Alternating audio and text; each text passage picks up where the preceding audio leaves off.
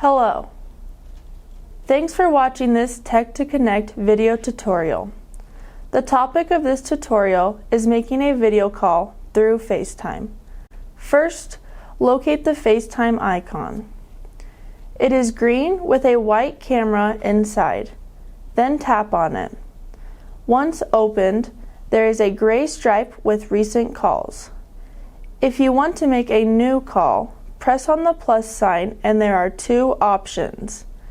Either type in the contact or number you want to call, or press on the little plus sign and it will bring up all contacts in your address book. Another option is to press on the recent name already called.